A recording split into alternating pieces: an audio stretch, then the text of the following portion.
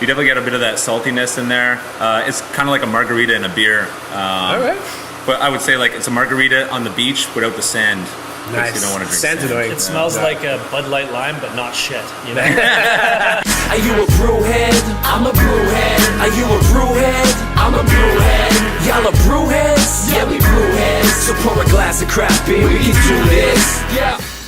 Well, what's good, y'all? This is C Certified Brewhead. I'm Scott Beer, cold beer enthusiast. Welcome to episode 86 of Beer and Other Shit, the podcast. And this evening, we are somewhere we haven't done any podcast before. We're Drew Stevens, co-owner and head brewer of Kahnawake Brewing Company in Kahnawake, Montreal, Quebec, whatever. Drew, thanks for having us, mate. Oh, I was going to do like that. Oh, I like that double banger right there. Thank you for having us, bro. Yeah, thanks for coming by. That's awesome. No, appreciate it. I know it's been a long time. We've been trying to figure it out. You and I have been talking online for probably, I don't know, a year or so. Yeah. Over a bunch of things. So we're going to get into everything today. We just had some freaking amazing pizzas. You guys Oh are my doing God. out of control. We had one beer so far, and we didn't want to get too excited, so we thought, you know what, let's. You guys get too excited Come for before the the pizza podcast and stay for the beer. You Yeah, know? That's exactly. That's about. So what we're going to do, we have a wicked flat here. So we're going to start In these cute little muffin trays. How good is you. that? That's quite a novel concept. I like that. Yeah, I haven't seen that before. Fits perfect. Yeah. They're not even wobbling. So we'll start with the first one, and then we'll get this moving. So I think this is the quickest we've jumped into a beer. We always like gab on Gab for a little bit. this is. I really just want to drink these. I'm aching. Yeah. It's later in the day, so we're like That's a bit more right. Let's thirsty. get you it know? going, Right? guys. Ooh. Yeah. You want to tell us a little about this? Yeah. So this is a Gosa inspired ale that's done with excessive amount of lime zest. Yes. We spent like a whole day zesting Zesting limes limes, and then sea salt. So you definitely get a bit of that saltiness in there. It's kind of like a margarita in a beer. All right. But I would say like it's a margarita on the beach without the sand. Nice. You don't want to drink Sand's sand. annoying. It smells like a Bud Light Lime, but not shit. You know. Yeah. Cheers, folks. Cheers, gents. Cheers. Cheers, Tiffany. Cheers, Tiffas. Good timing. Oh, yeah. Creamy. Money. There's a nice little creamy vibe there. Lime zest, eh? And there's still a bit of that, like the bitter tartness from like the pith of the zest and stuff like that. Yeah. It's still sweet and tropical. And there was a light kettle sour in there too. Just to add a bit of like just to drop that pH down a little bit The more. lovely lacing on that too. It's Wicked lacing. it's definitely like I wish it was nicer outside, but it's definitely Right, it's perfect for that. like a summer Patio all beer. day. Yeah. Crush it. What's the ABV on this? 5.2. So it's a little bit on the high side. I was going to say higher than expected. Yeah. For a sitting gozo, on, yeah. you know, but it's definitely nice and light and Hell yeah. lime juice. You know? I'm about it. Lime is amazing. So, we've got a bunch of stuff to get into. So what we should probably start with is your brewing history. Like, how did you end up here? Yep. And we can get more into the background of the pub. Sure.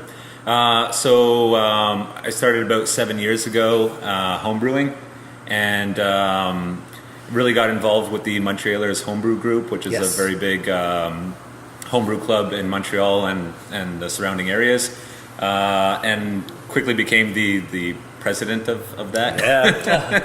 Running things. Represent. Yeah. And then that really kind of, I picked up a lot of great knowledge from our great network of brewers, home brewers.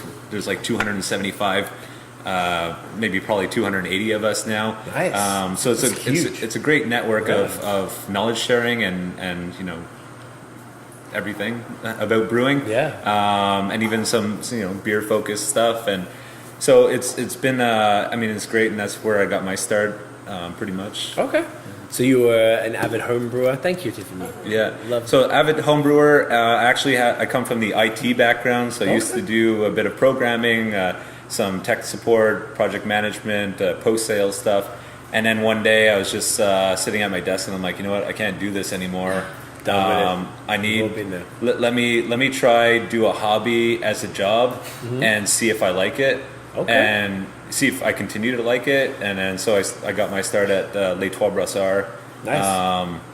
I guess like a lot of us around Montreal, and then pretty much got in contact with the right people and built this. So was your homebrewing knowledge based on just like YouTube, and then you kind of grew it from there, and then joined the group, and that's where it kind of really blossomed, so to speak? Are yeah, you completely I guess, self-taught, or no, like, so my really good friend got me started, and really we're Coors Light drinkers. Like, we just bought the biggest case of Coors Light you can buy. that's what we used to do. We used to live together. What's the cheapest? Yeah. Get 4 extra beer. Sure, yeah, this is what I can afford right now. And you have so- T-shirt? Yeah, perfect. And he was like, dude, I figured out a way where we can have For excess cheaper. amount of beer for cheaper. And my dad used to brew beer back in the 80s, so he could teach me. Like, all right, cool, do it.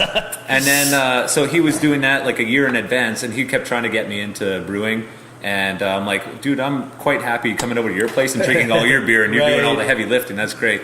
And then for my birthday, one of my birthdays, he bought me a starter kit, and you know, we brewed a batch together, and it becomes, you know, like a snowball effect of an addiction, not to drinking, but making it and actually collecting equipment, and then, you know, so you start off with a little pot and you know, a carboy and a plastic spoon, and the next thing you know, you need to like Upgrade. you know, You have conical fermenters. well, and like, next thing you know is taking like a whole room in your house Exactly. or your apartment. So I mean, that's the kind of illness behind it, I guess. But, yeah. Such a guess you- sweet illness. Yeah, Isn't it yeah. though? It really is. But it's one of those, like, you know, few hobbies where you get like an awesome something to enjoy afterwards. Exactly. It's not like collecting cards where they just go in some shoebox under the bed or something. Yeah. You get And to everyone drink can delicious enjoy it beer too, right? after. Yeah. I still have my You can baseball and share hockey it. cards, and I Yeah, look at when's the- them. exactly. What are you gonna do with it? You drink that damn beer. Yeah. So so you got the homebrew. How did that lead to the club? Like, I guess you were homebrewing, you heard about the club, and just were like, hey, let me check this out.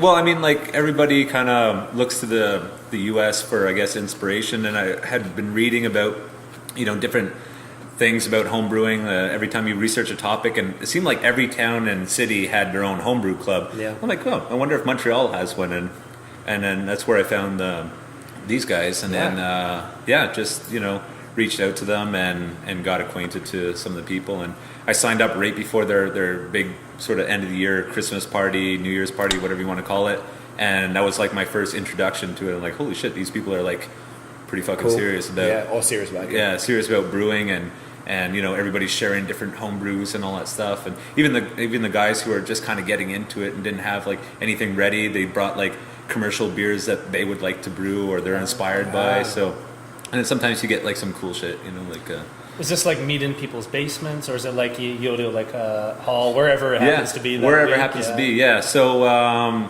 it's usually in people's apartments or, you know, basements, backyards if it's nice outside, and it just happens. You know, once a month we do like a meeting, and people bring all their good and bad stuff, because I mean that's the nice thing about homebrewing is that there's going to be bad beers, Right. and you may not understand where these bad tastes or flavors are coming from, so you bring it there, and then you have like a, you know, Other people can tell Other you what people- you're doing Yeah. wrong. Yeah.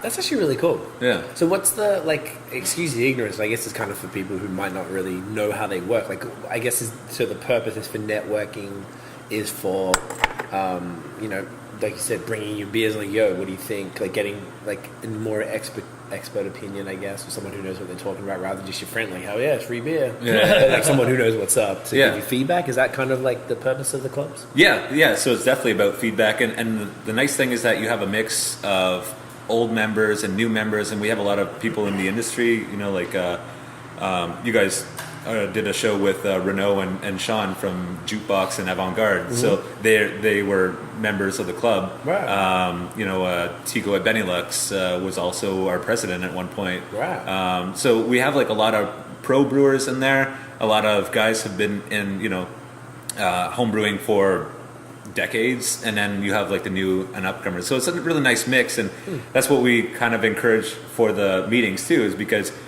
the new brewers, you know, if you have a bunch of new brewers, then nobody's gonna, it's like blind leading the Right, blind a little right, bit, but right. It's a but nice healthy mix. yeah, so it's always been a nice mix for everybody. And Okay, good. So where do you go from someone who's an avid home brewer? You join a homebrew club. You have a job, I'm assuming, apart from that. Yeah. You decide you kind of want to make that your full-time job. Where you told me you had a bit of an aha moment where you're like, I don't want to do this. I want to do a hobby as a career. But Yeah. how do you transition from one to the other? And was that a smooth or rough transition? Yeah, well, I mean, it's I mean, I guess most people that get into it, you don't do it for the money. This is not a get rich quick scheme at all. It's definitely, I every time I talk to somebody and they ask this kind of question, it's like, do it because you're passionate about it, right, and not because you think that you're going to be cool or you're going to make $1,000 a day, right, cash in your pocket or whatever like that. Yeah, so like do it for the passion, and there's a lot of different avenues to really get into that. There's a lot of breweries always looking for extra help. Like volunteer your time, like after hours from your job, or like on the weekend, and reach out to your local brewery or brew pub or whatever, and maybe that might be an entrance way. Or there's many people who've taken that jump and put their house on the line and got major loans and got involved with lots of investors or whatever like that. I mean, that's swinging for the fences with it, but yeah. What was your first job then at Trois? So that was it was as a brewer. As a brewer, yeah. So did you, at that point, how many years home brewing experience did you have? At that particular point, I was probably around 4 or 5 years. So you knew what you were doing. Well, I mean, I knew the general concept. It's just playing around with bigger equipment. Shit gets a little bit more serious. Yeah. You start playing around with chemicals that can actually harm you. Yes. And you're playing around with like a little homebrew pump like this, and then now it's like this thing is like a couple of horsepowers and it's going to rip your face off. So I mean, the equipment gets a lot bigger, and it's like it's going from driving a bicycle to owning a car. It's there's much more power and performance. But essentially, still the same process, really. The concept and everything behind it is the same. Right. Okay. And at what point did that lead you to here? Like, at what point did you like, all right, I need to do this for myself? Yeah. Well, I think from a young age, I knew I kind of wanted to be my own boss and do my own thing. It's always been an interest to start my own company. Good times. Yeah, perfect. Sounds of the brewery, right? So, to start my own company, and so I started taking entrepreneurship courses. Still actually trying to finish that up at McGill. So I'm doing a certificate in entrepreneurship, and so I mean I was taking that to kind of build up something. I really didn't know what I wanted to get into. Originally, I wanted to do kind of like brewery and brewing apparel. And not so much for like merch for people to sell, but actually like comfortable gear for work clothes. Like the Dickies work shirts don't really breathe that well and stuff like that. So it's more of adding a performance aspect. Anyway, that's a different story. So I mean, it was. I knew I wanted to do something beer related, and. This is when I was still working in offices and stuff like that. So, and then just really getting into brewing and all that stuff. I'm like, let me just swing for the fences and see if I like it. Right. I think that was a nice stepping stone to get into Trois Brassards. It's a great learning organization. It's all about brewing a consistent product, and that's what I find a lot of the industry kind of lacks is like you need to be consistent. All the time, and we see it all the time. Like even with IPAs, Citra is not Citra of last year, so you need to readjust and stuff like that. So, but they really focused on having consistent product, and that's what I really appreciated of my experience there. So, that's great. So then, all right. So you've worked there for a bit. And how did this place come about? So, speaking of, we're in a very unique location here. I don't know if you want to talk about that a bit, because I think it's one of a kind in a sense that it is, or it was the first. Yeah, so it's the first brewery on a native reservation in Canada or Quebec. Okay, not in the U.S. There's many of them down there, but so I mean we're in a unique location and a unique opportunity. I myself am not Native American, but my partners are. And I guess like what your original question was is how did we kind of get all like, so there's me and two other partners. My two other partners are native. They're from here in Kahnawake. They actually were in the wine business before. They had a winery. And out here as well? Yeah, out here, yeah. Nice. So they wanted to get in, they wanted to have beer to complement their lineup of products. And we had a mutual contact that worked for them, and I knew them, and then they kind of put us in contact. They knew me as a brewer brewing beer, and just put us in contact, and we sat down and had a few beers, everything really just clicked, and we just started to kind of build that up slowly, and there's a whole process behind it because the native reserve doesn't fall under the provincial laws and regulations. So, in fact, everything needed to be made for us to start this, and that's why it was a 1.5-year process to get the doors open. Right. So when you say everything, what did that not cover? Like, what did the province not? So there was. On the reserve, there was wine manufacturing laws and regulations. There was spirit manufacturing laws and regulations, but there was nothing for beer. Oddly enough, because you think beer is kind of like beer, wine. Yeah, right. Like the first one they cover. Yeah. Yeah, but it wasn't made. So when we approached the Mohawk Council here with our project, they were like, "That's great. We need some laws." So. But it was a great process because we worked with the Alcohol Beverages Council here as well, and so there was us, the Mohawk Council, the ABC board, and the lawyers, and we all got to put everything on the table. And here's what we want to do. We want to do a brew pub, but we also eventually want to sell bottles and cans. We want to do our distribution. We also want to sell growlers, and they're like, "What's a growler?" So, you're like, "It's this jug that you chug." Yeah, okay. But I mean, it was great because for us, we were part of that lawmaking process, and so like it wasn't that we got like a book afterwards and like have fun reading it. We were part of that, so it was like everything was black and white to us and less gray, Ooh, that's rare. Yeah. So that's pretty sick. You actually got to do something that most people don't, which is participate in making the laws, the alcohol laws for the area you're in, which is like that's crazy. That's amazing. Yeah. So we're actually sitting in front of your capacity. Yeah. Which blew Scott and my mind when we walked in. We're like, for real? And you're like, yeah, bro, fun. Yeah. So like you do all that. Yeah. All from this. We're like, it's crazy. It's amazing. Yeah. So these are 250 liters each? Yeah. It's a 2-barrel system, 250 liter yield at the end of the day. Those are your little fermenters over there? Yeah, those are little bright tanks. So there's it's 1 barrel or 120 liter or so bright tanks. Got to split the batch in two. So I mean, it's a lot of work, but manual, just a bit annoying for now. Yeah, but it gets the job done. It puts beer in our lines, and you have plans for expansion, obviously. So so hopefully within the next 2 weeks or so, we're going to sign off on our bigger system and then do our construction to join everything together. There's a lot of avenues that we want to kind of get into. So this is like a building at the back of the brew pub. It's sort of like.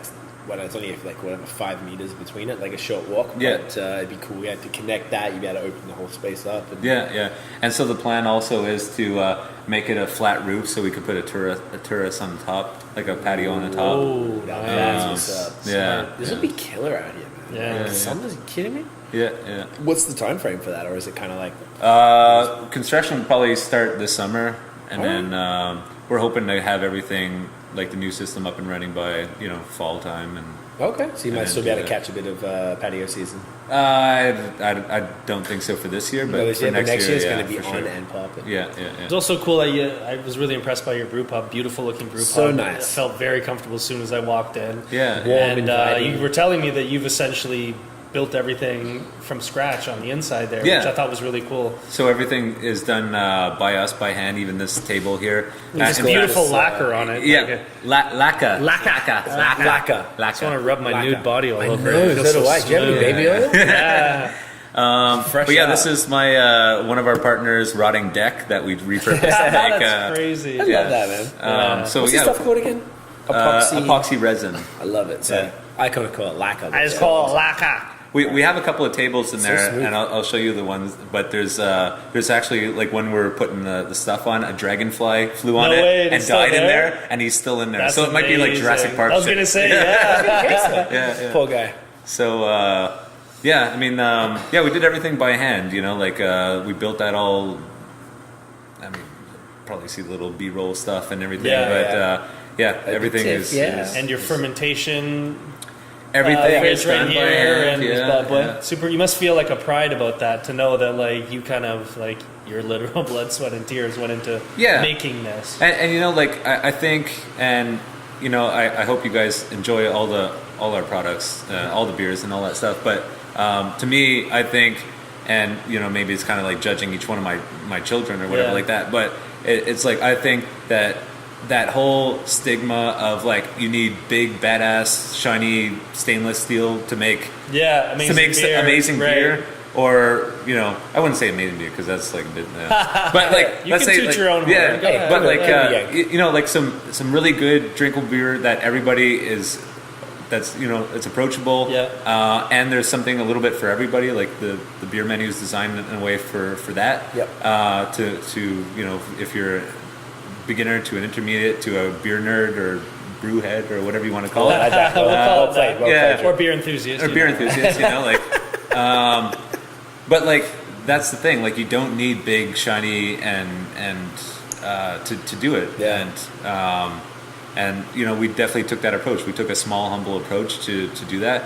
It was really like, you know, there's a multifaceted reason for that. One, we wanted to test the market to see if that was going to be something that was going to catch on. Obviously, it's catching on a bit more than you know, a lot faster than we had originally foreseen. But then also the thing is, we wanted to take a small approach and build it up from there and kind of build that the business aspect organically. So and you know, the beers will do its own talking and get people chatting on the internet. Let's let these beers talk then. This is one we've already tried today, which I thought was fantastic. So this is 3 hops this time. It's our number 2. Number 2 version. So this is so much like citrus, like orange and stuff in this. Creamy and frothy and smooth, and it's like East meets West. Yeah, that's a great description. It's got, like you said, the dank, a little bit of dank, a little bit of resin, a little West Coast West punch Coast to vibe. it, but then like the mouthfeel and the it's fantastic. I think this, I don't know. I feel like this is like now, like you mentioned Chantilly before, because they got their one, the presented a similar vibe, and like, I'm really enjoying this style, this like East meets West. You take the best of both worlds and just kind of smash them together. I haven't seen it very often. There's now like 2 great ones in Quebec, neighbors. Like, that's sick. I think that you guys might be onto something. There we go. We've actually already talked about doing like a route ABI, like a beer route. But apparently we need a bit more concentration of breweries to call that. But because we're on the same road, so I mean, it just makes sense for us to kind of connect everything up. So one thing, I'm not trying to harp on it, I just want to really quickly discuss. So these things here say Black Bridge Brewing, but it's Kahnawake Brewing. Do you want to just really quick touch on the name change? Yeah, which is good because it happened so early. It's exactly. Like, we're only 2 months in, and we did the name change. I mean, it's there's already, as most probably beer enthusiasts already probably seen on Untapped or whatever like that there's another Black Bridge in Saskatchewan. There's actually one in Arizona, and we're kind of operating as 3 independent entities. And but the internet is one big world. So sure is. It was just like a big marketing clusterfuck, I guess. Clusterfuck. That works too. We're just getting like tagged in some of their initiatives and some of their projects that they were involved in, and you know, people here were hashtagging them and other things, you know. So I think it was just easier for us to say, you know what, it's so easy. It's so early in the game, not easy, but it's earlier in the game for us to just kind of step away from the name. Even though there's so much historical background for us on that, and that's the thing that kind of hurts us the most, is really the historical background of the name. What is the Black Bridge? So the Black Bridge is actually the train bridge that is parallel to the Mercier Bridge, the bridge that you guys probably took over to get here. Yes. So that train bridge, the version that we see now is the second iteration of that bridge. that was built in 1903 and 1910, around there. And so that's CP Rail built that bridge, and part of the stipulations to have that job was to employ some locals, and so they were just hired native men as general laborers and everything like that. And then so after hours, you had all these native men like running up on the structure, like running across beams and all that stuff.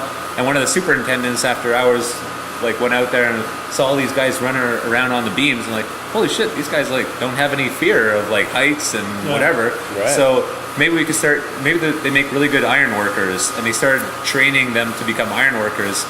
And that's really the trade of choice for a lot of families, and for generations. There's a lot of families that have people, essentially the whole New York skyline was built by natives in the ironworking trade. Really?